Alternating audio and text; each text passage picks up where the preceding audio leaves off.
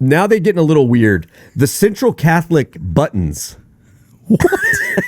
What? And I was like, okay, for real? But buttons? Okay, they're not talking about a button on a shirt, the button on a rattlesnake. So then why did they just call them this rattlers? Because evidently it's not the rattlesnake, it's just the buttons, which are the different layers of the tail. So they're all bark and no bite? Oh.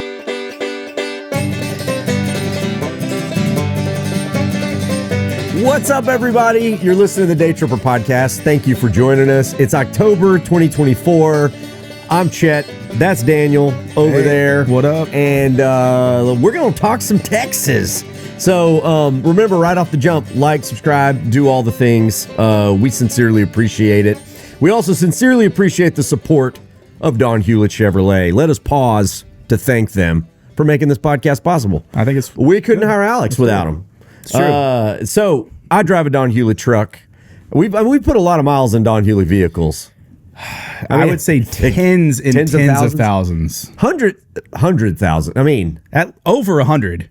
Yeah. But you can't say hundreds of thousands. Hundreds of thousands? Maybe a couple hundred. Yeah. I mean, I wonder how much people often ask, like, hey, how many miles do you drive a year? I don't track it. We don't track it. And how much barbecue have you eaten? I mean, we trade vehicles with them quite a bit. A lot.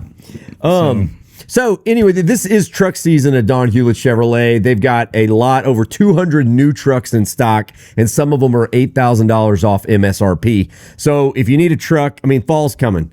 Fall is like truck season. You need trucks for hunting, right? You got to drive, tailgating. Mm-hmm. I mean, how are you going to tailgate without a tailgate? Ooh, good point. You know what I mean? So someone's got to have the tailgate. Exactly. Someone has to. It's like, we don't. We'll just put a little tent up. Like, is that tailgating? That's called camping. Yeah, right. And how you get in that tent to a location. Right. Got to put it in a truck. Truck, baby. All right, so y'all can learn more at donhewlett.com. So fall is here. I think we talked about it. Like, you love fall. Like second only to Christmas in your mind, I think. Well, no, honestly, everybody always asks me, and I like if somebody said, Chet, what is your favorite season of the year? What would you say? Summertime. Yeah, that's my wife says summer because she loves going to the beach. Beach is okay. I don't like getting sand in all my crevices. Yeah, I know. Yeah, you know, but fall, man, that's where it's at. That's where it's at for me. I like all the things that come with it. Football, hunting. Your birthday. My birthday. Your birthday. Yeah. All these things are great. And also, Christmas is around the corner. Break out the Mariah Carey. I wouldn't go. You know, she's coming to Austin. Like, she's doing a Christmas tour. Can she still sing? Oh, I think so. Wow. I don't know if she can still hit that high note. The whistle notes? Yeah. Those come from some vocal cords that we don't have. But I mean, we're in October now. It is spooky season. Dude, people started putting out the Halloween decorations like stupid early in my really neighborhood. Seemed like it. Same with us. Like early September, there were some creepy people like, I was just waiting to put this skeleton in my yard. Like as soon as the patriotic stuff from 4th of July and Labor Day went down, it was like replaced by ghosts. Yeah, skeletons, ghosts, graves. Yeah. There's this one neighbor I've got. He's got a zip line across his yard, and there's a pirate halfway down. Like, oh wow! I don't know when Halloween became pirate season, but so. Do you like going to haunted houses? This was my question. I have not been to one in a while, but I love going to haunted houses. Like when you were younger, House of Torment in Austin. We went to what did it used to be called? It was like over by Highland Mall. Nightmare Factory. Yes. Is that Nightmare Factory? I just made some. No, that was it. I think that was it. One, yeah. Love House of Hades. Brain Melters. House of Horror. They're all so dumb. Yeah. I mean, I do like them, though. I mean, they are ridiculous. Yeah. But honestly, you could walk in and there's nobody in it and you're going through a maze and you would scare yourself. That's true. Because you just the anticipation of what's to come. That should be a new thing that we do. It's like you go into this maze of a building, there's never anything in it. Yeah. And maybe at the very end somebody comes out and slaps you in the face. You would just be clenched up. I mean, you're the whole time. Where is it? What's going to happen? Puckering up your cheeks, just going, at some point something's going to happen, and then nothing happens. Like, scariest house ever. Never know. I've told you about the one. It's the best haunted house I've ever been to. It's in Manor. It's called Scare for a Cure. You've always told me about it. People need to know about this. I looked the other day. I mean, they're pretty much out of tickets for this season. Like, people wait. Always sold out. Yeah. And you have to book your time. You go with a group of like 6 to 8. Mm-hmm. You get a guide, and they walk you through. It's less about jump scares. You get put into a story, and the actors can touch you. They can push you against a wall. That's insane. They can touch you. You can't. They can touch you. You can't touch them. And that is like one of the. You sign a thing that's like, I acknowledge that they. I remember one year, we've gone a couple years. Like, you've walked in and it was like, oh my gosh, it's time for the sacrifice.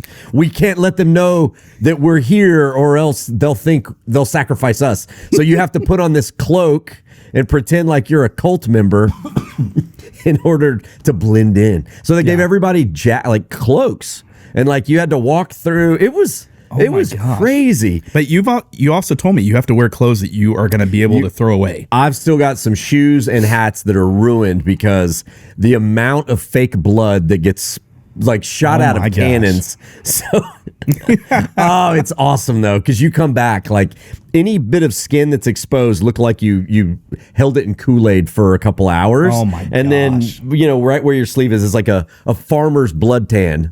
It's awesome though. Man, and then like but there's some other ones. Like Temple has a really good one. I know Dallas has a few good ones. My wife hates them. Would Jordan go to those things? Jordan does not like scary stuff, like at all. Scary movies? Not too much. No, Laura hates them. Like we used to watch a lot of scary stuff.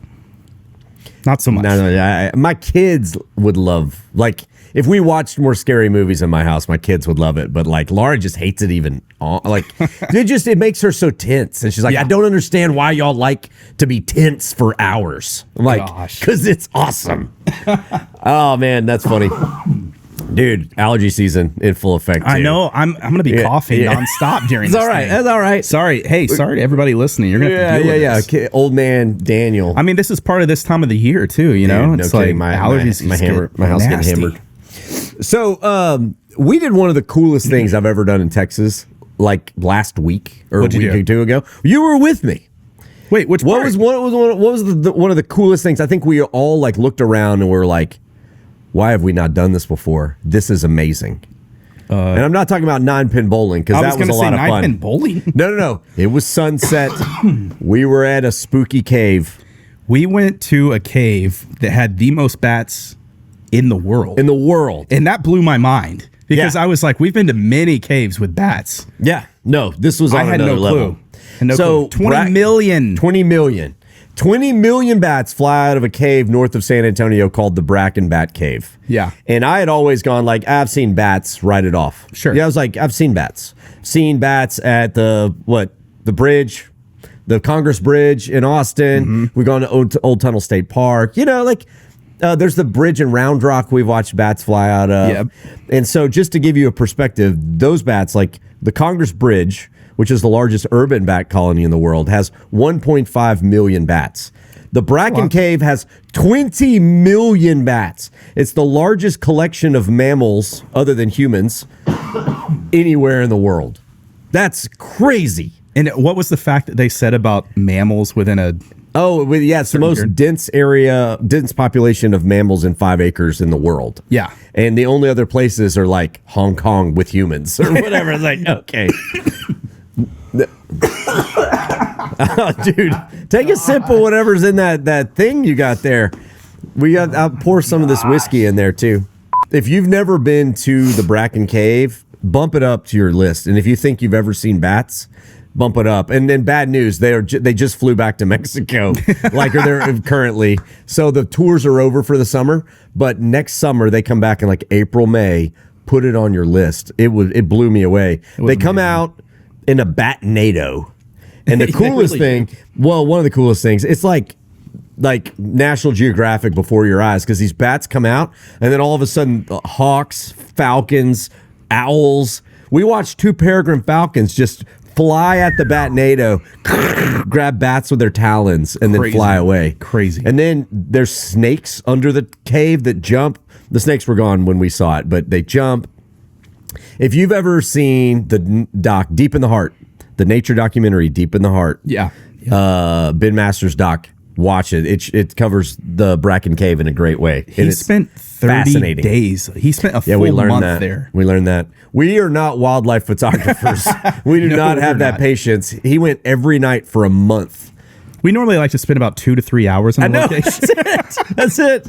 Oh, man. People are always amazed that it takes us only 2 days to film the Daytripper. Yeah. Film crews are. They're like, how do you do that? I was like, well, it's only a 24-minute show. It's like, well, we do take a month to edit. Yeah, so. That's the long part. Man, what else happened last month, Daniel? Anything of note in your life? Well, personally in my life, football. Dude. Just because I'm a huge Longhorn fan, and I have to say, we number 1, baby. Woo! At the top. Hook 'em! At the top. Yeah. So it's crazy. We got to go watch the Longhorns whip up on Louisiana Monroe. Yeah, y'all did. Arch Manning's made his starting debut. I mean, this is the first time we've seen him actually play for longer than like 3 plays in a row. That's true. You know? I think, how do you explain to your kids who Arch Manning is other than it's Peyton Manning's nephew? Because they know who Peyton Manning is. Yeah. Well, they know, Peyton Manning's on every commercial that is so on true. the planet. That is so true. That dude is making 20 times more money doing ads after his career than he made during his career. I mean, it's insane to think, but yeah, absolutely. So his nephew, Arch Manning, for those that aren't football players or fans, is playing at the University of Texas. There may be a quarterback controversy. I don't know, dude. I mean, yeah. So the whole thing is our current quarterback that we have, Quinn Ewers.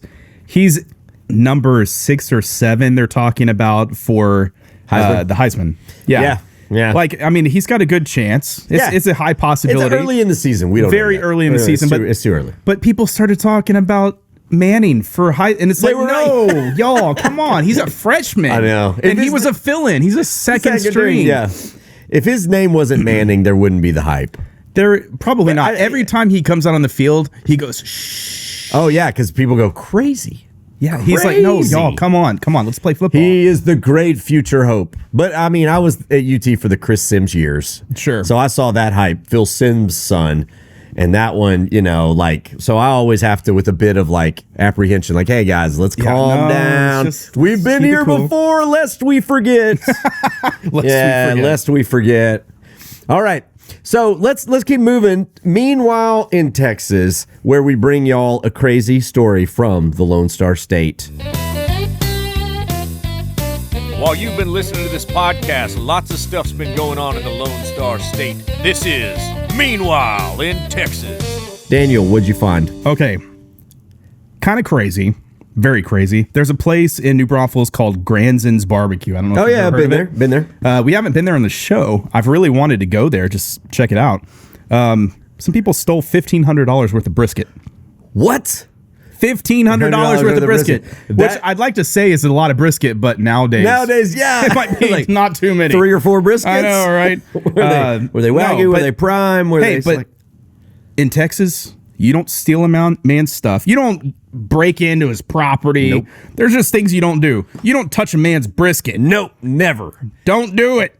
Don't pick a bluebonnet and never steal a man's brisket. It's ridiculous. And all joking aside, these people need to get caught. That's stupid. So how'd they do the crime? What was the... I mean, I think they went there after hours. I mean, obviously, brisket is something that you're going to be smoking outside. Sure. And it happens over a long period of time. Happens overnight.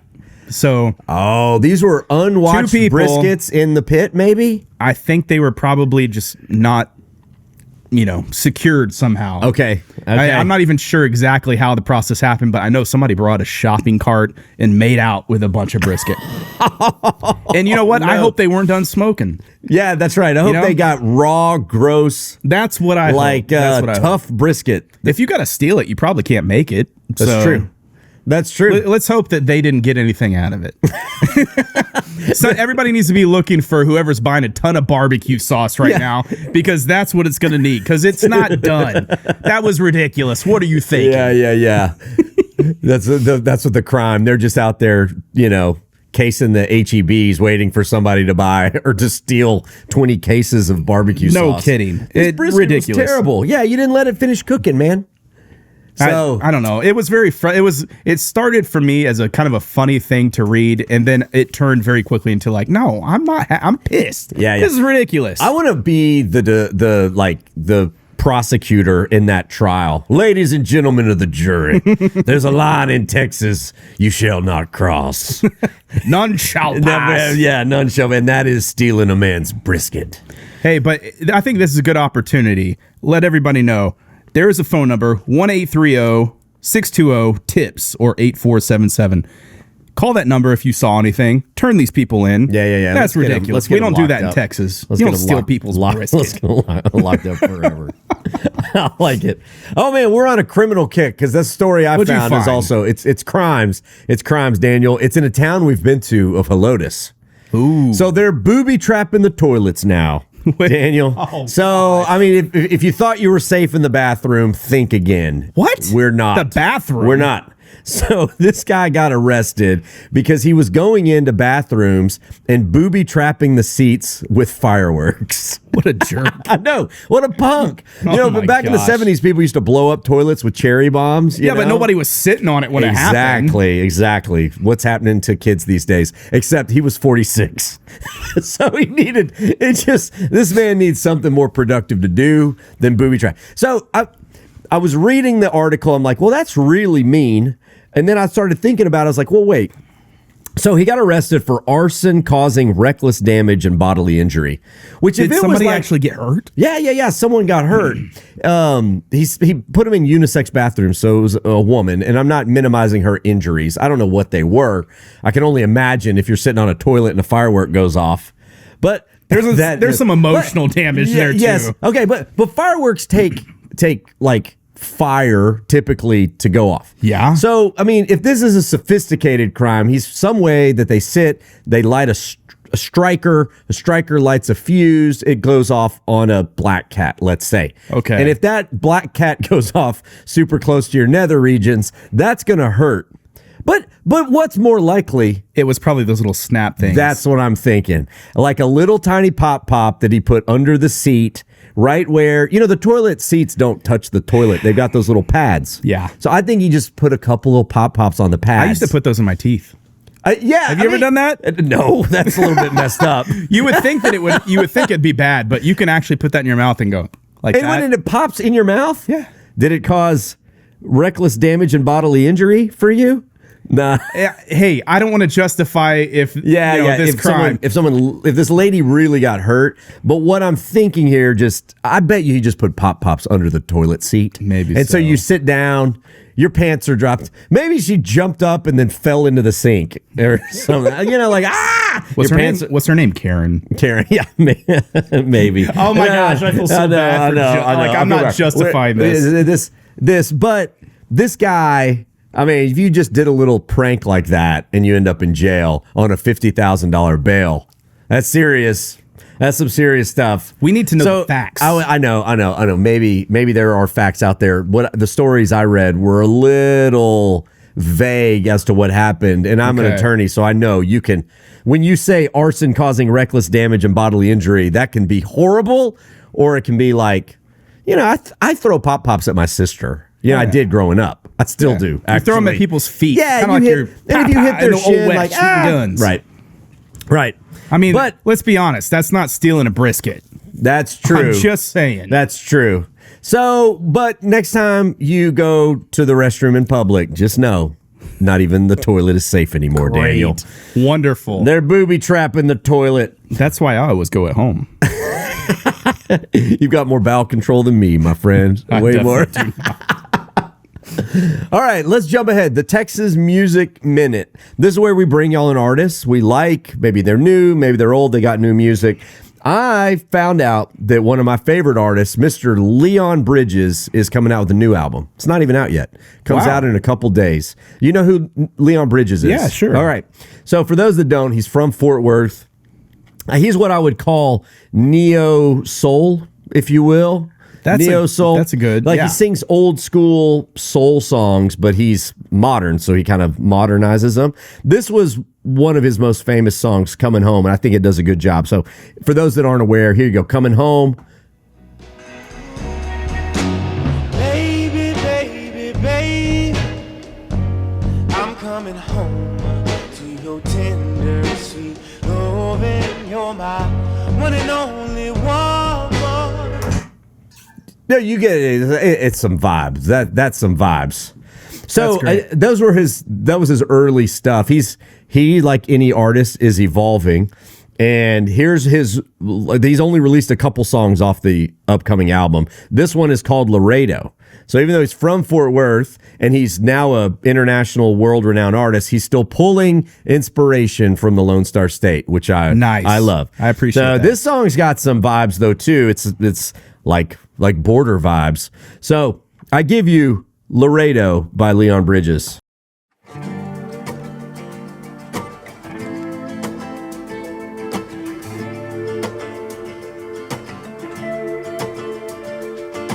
I was running out of time, inspiration hard to find.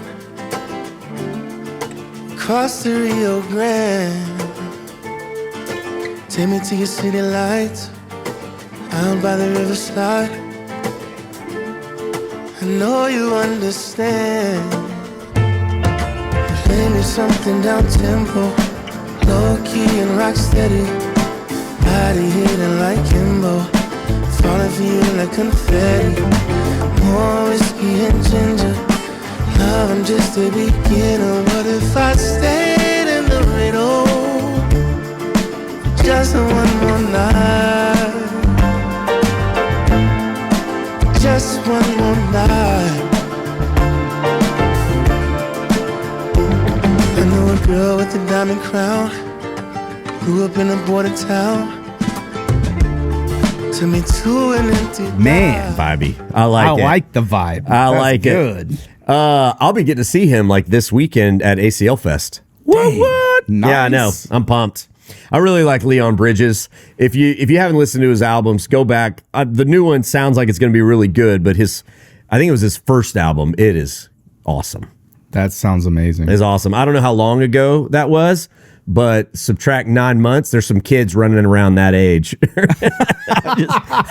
I'm saying, like, there's some good music there. It's always funny when you hear somebody's birthday and you're like, 9 months. You're a Valentine's. You're a baby. Valentine baby, or whatever holiday It it was. is weird when you do the math because no one wants to. You don't want to do it. Don't do it to yourself. I know. Don't do it to yourself. Hey, we're about September, which means holiday season. Hey, we're New Year's babies.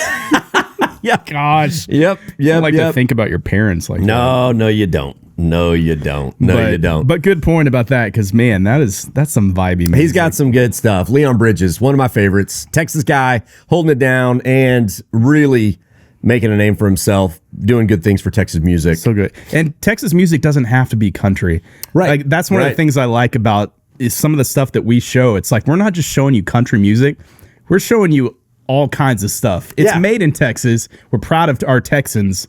But that doesn't mean it's country. Not every time. Not at all. Not at all. So that's sweet. You know what? I made a run. If you remember UGK, the rap group? Yeah. They're from Port Arthur, Texas. What? I recently sent one of their main singers, Bun B, a DM, because he has a burger place in Houston that I really want to eat at called Trill Burgers. Okay. But I want to film a episode at Trill Burgers with him. I want him to come eat with us. And I'm like, I don't quite know how to make a pass at them.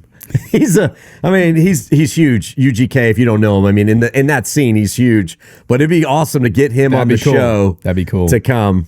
I was trying to make, the Port Arthur connection somehow. We'll see. All right, let's pause for our mid-podcast sponsor. So we tell y'all a lot about the Collin County History Museum. If you've never been before, now's your reason to go. They're announcing a History Halloween Bash happening at the museum on October the 25th and 26th. So right before Halloween. Okay. Mark your calendars. You go.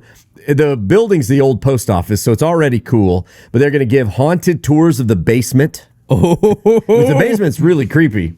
We went down there in the daylight, and it was creepy. And they started to tell us ghost stories. I don't remember them. We didn't really go into it in the show, but I remember them saying there's some weird things that happen down there. It was creepy. So they have craft activities upstairs if you've got kids. There's a storyteller who's going to be telling the story of Halloween in Texas. And like I said, it's the 25th and 26th, 4:30 to 6:30. There's a suggested donation, but it's really small, $5-7, and kids under 3 are free. Come dressed up in your Halloween costume or not. Just come enjoy the bash at the museum. CollinCountyHistoryMuseum.org for more information. McKinney is fun. Dang. That would be fun. And it was a courthouse, right? It was a post office. Or sorry, post office. Yeah. So it's like an old, cool post office. Yeah. Georgetown does haunted square tours this time of year as well. I got to sign up for one of those.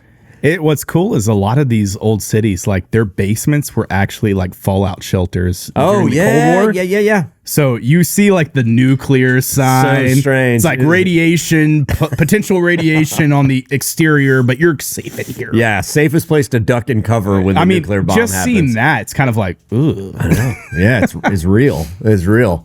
The missile crisis was that was a different time in our country. Our Georgetown courthouse has one of those fallout shelter with the little radiation thing. They do. But that's amazing. I'm going to go to Collin County. I know, it would be awesome. All right, now questions from the back seat. Are we there yet? Hey, can you pass me the snacks? When are we gonna stop? I gotta go. All right, this one comes from Jim Dees, and this is pretty fun.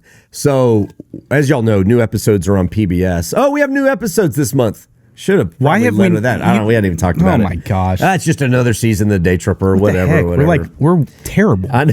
Yeah, we're terrible. We make this TV show. If you didn't know, we bleed make a TV and show sweat. called The Daytripper. Yeah. New episodes coming out this month on PBS. But this person doesn't watch on PBS. I think they watch on YouTube. Cool. Because they wrote in from the Philippines. No, Pretty that's cool. amazing. It says, I will be in Texas in a couple weeks. I want to express our gratitude for such wonderfully informative, entertaining content.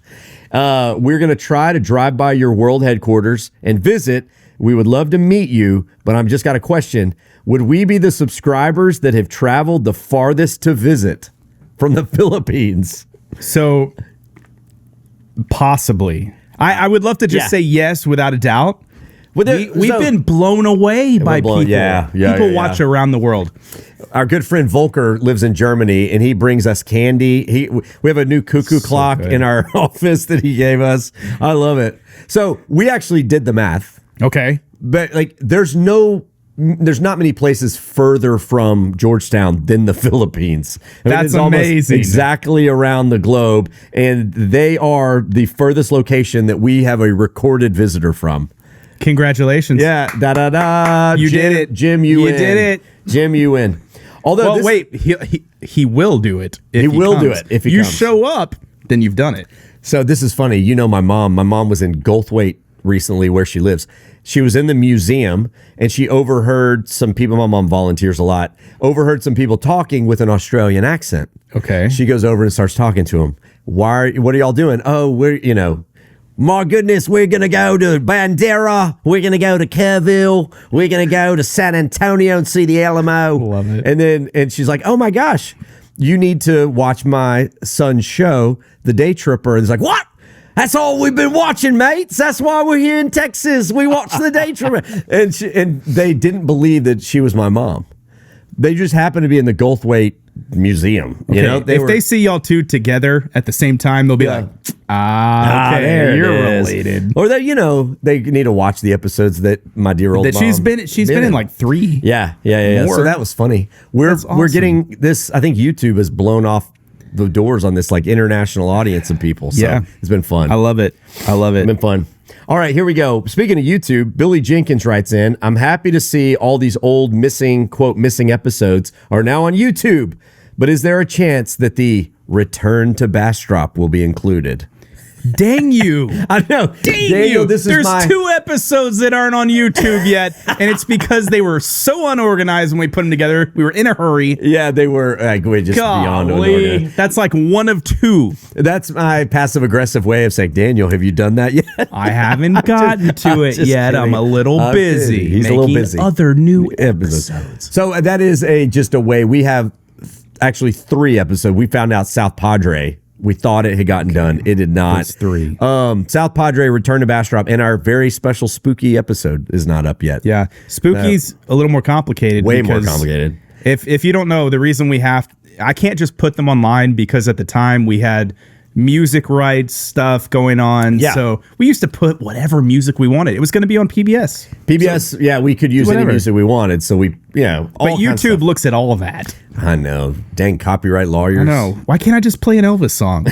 Why can't I play Beach Yeah. Boys when I want? Priscilla got to get her money. That's why. Daniel. Honestly, she needs to get her money. You know, like they all need to get their money. And Yeah. But guess what? We need to get our money too. Yeah. So, okay. true. As soon as I finish, I'm going to put that episode on for you. We're going to get it done. Billy Jenkins, it'll go up there soon. It'll go up there Just soon. give us a little more time. All right, here is a October relevant question. I was actually saving it till October because it's relevant. This comes from Christine Rayleigh. Can you please explain what "come and take it" means? Ooh. Yeah. Okay. So that's a good opportunity to teach y'all a little bit of Texas history. So it goes back to an event that happened in Gonzales, Texas on October 2nd. So Coming up. Yep, it is an October thing. In the early days of Texas, right? Texas was Mexico, and the Mexican army loaned a cannon to its settlers in Gonzales to defend them so that they could defend themselves against native indigenous Indian attacks, right? Because it was a battle. The war for the frontier was brutal, and a cannon was actually an extremely successful thing at fighting Indian attacks. I mean, if nothing else, it was just scary. Yeah. I mean, big boom, big cannon, like fire, smoke, thunder. And so the settlers in Gonzales had this cannon. Well, it became pretty clear that the settlers weren't exactly happy with Mexico anymore. And Mexico was like, oh, yeah, what about all those armaments that we gave them? Maybe we should go and get that stuff get them back. so they don't shoot us with the cannon we gave them. Well, so a general sent a contingent of like a group of Mexican soldiers there, and you can guess how the Texans treated them. They turned that cannon straight at the Mexican soldiers, fired it, and yelled out, "Oh, you want this? Come and take it." They had made a flag, or actually a woman had made sort of very quickly a flag with a cannon and the words "come and take it." Legend holds she actually ripped up a wedding dress and used the wedding dress as the flag and wrote "come and take it" on them. Well, that was enough. The cannon firing it at the soldiers just thought they were there to confiscate a cannon. They turned and fled and ran away. But before they fled, they probably looked through a telescope or some sort of thing, and they were like, "Wait, what does that flag say?" Yeah, no. Come and take. Oh, I guess we got to go give the message. Yeah. No thanks. We'll go back. The cannon has a fascinating story, the "come and take it" cannon. They buried it. They tried to bring it to the Alamo, the men from Gonzales. The cart broke down along the way. They ended up burying it in the Guadalupe River, thinking, oh, we'll go to the Alamo, defend the Alamo. We'll dig it up on our way back to Gonzales. Well, if you know the story of the Alamo, the men who were inside the mission didn't make it out. And so it was lost for 100 years in the river, buried somewhere no one knew where it was. Right. And then a drought happens, it shows up, the person who finds it still doesn't know what it is. Like, oh, look, it's a cannon. A cannon, takes it, puts it on their mantle for a while, and eventually it trades hands, legend grows, whatever, people find out, oh my gosh, this guy has the "come and take it" cannon, and it's now in a museum in Gonzales. So, fascinating story, but that is your Texas history lesson. Ding! All right. Now, fan rants and musings. Hey, Daytripper, I got a bone to pick with you. Oh my goodness, it's the Daytripper. We love your show. Probably my favorite part. Not just we get such good ones, and you know, this month we got a couple mean ones, couple nice ones. You guys overwhelmingly send in nice feedback, so thank you for that. This is the first one. It's nice feedback for my wife, I guess. I just watched the Coke video about Oreo flavored Coke and Coke flavored Oreos. We tried that. This is if you haven't gone and tried it, go find some. It's wild. It's the so cookies, crazy. I think, are better than the drink, but the drink's still good. It tastes like vanilla Coke. But I like Coke so much that I don't need extra flavors in my Coke. I mean, me personally, I'd stick to the Sonic. I'll get a cherry Coke on occasion at Sonic. Yeah. But the people who get fancy, it's a cherry lime vanilla Coke. I'm like, okay. All right, easy now on the syrups, buddy. You're definitely a trip. Your wife should get a Medal of Freedom from the president. Medal of Freedom. What? Maybe when she divorces me and she gets her freedom. That's it. I don't know. Medal of Freedom. Oh, the Medal of Freedom is like a civilian honor, isn't it? I think so. Because contributing to the freedom of the known world.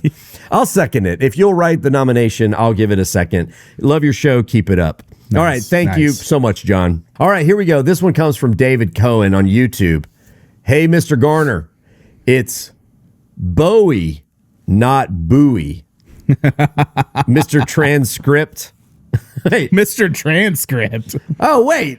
I thought he was talking about our pronunciation. I'll be in Georgetown next week to check out your store. Well, thanks.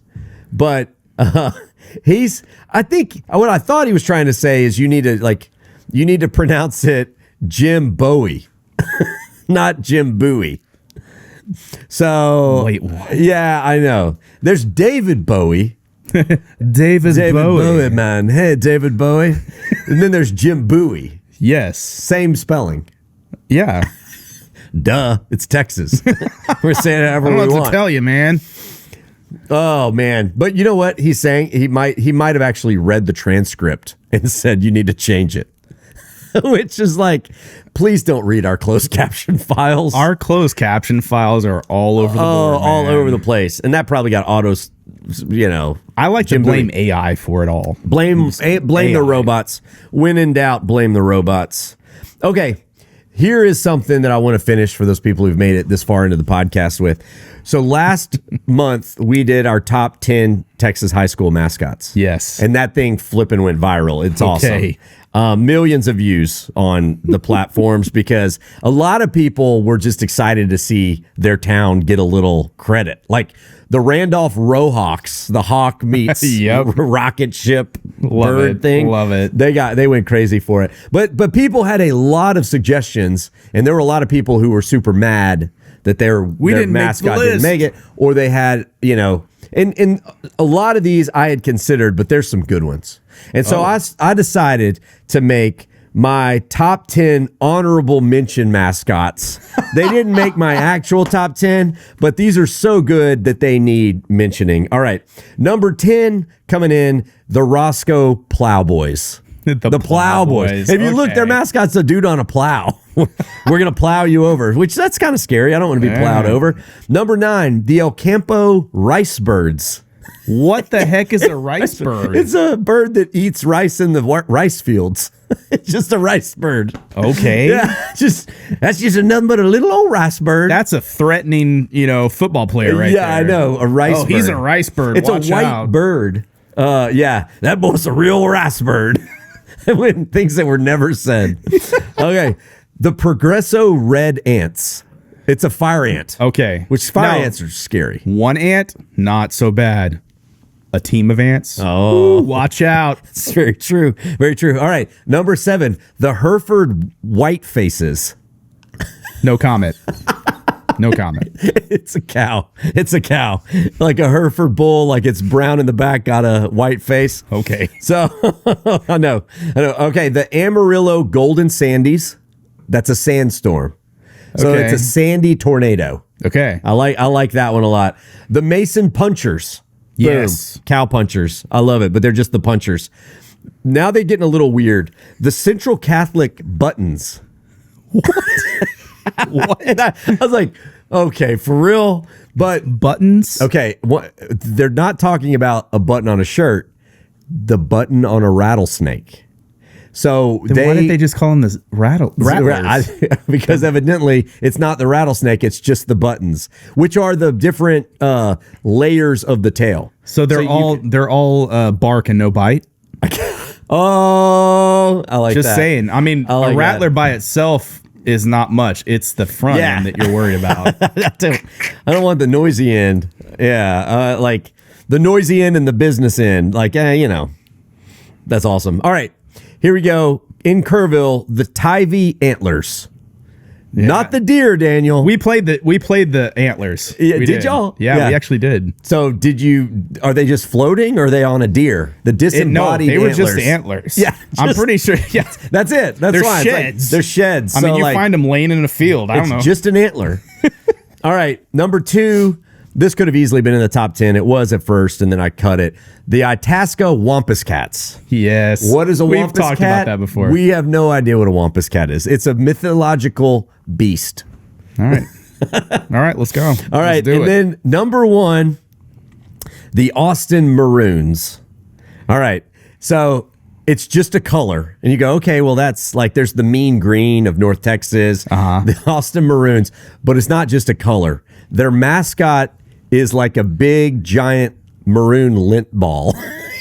It walks around. He's the most awesome mascot. It's a maroon puffball. If you Google him, it literally looks like you wore a maroon sweatshirt and you pulled a lint ball out of your pocket. It's awesome. I can't. I know. I so, can't. oh, he's so. I'm gonna show you. What the heck? It's a lint ball. It's a lint ball. His name is Mr. Maroon. He's awesome. Look at him. Right. He's just a big furry. Looks like something off of Sesame Street. Oh, so Okay. anyway, Okay. folks, there's plenty more I had to cut. It's a tough decision. We have so many great mascots in Texas. And this is to all the school administrators. If you're starting a new high school, don't go with the Eagles Or the Panthers. Or the Bulldogs. Come on, give us something new. We want unique. We need new, unique. We're laughing at some of these now, Yes. but I love it. I love them. I love them all. it. Love them all. All right, guys. Thank you all so much for listening to the October podcast. Thank you to our sponsors, Don Hewlett Chevrolet. It is truck season. Deep discounts on trucks. The Collin County Museum. Y'all go check out their Halloween bash. It looks like a lot of fun. All right. You can join us next time, next month. Remember, like, subscribe, comment. It helps a lot. Share anything we do in your networks, your little social web things, and we appreciate it a lot. Okay, thank you to our producer, Alex Fort, over here on the turntables. And Daniel, you know what to do. Yeah, I'm sorry for my allergies, guys. I mean, I'm going to get better. Peace. Bye con Dios, amigos. We're praying for you, Daniel. Thank you. I'm going to need it.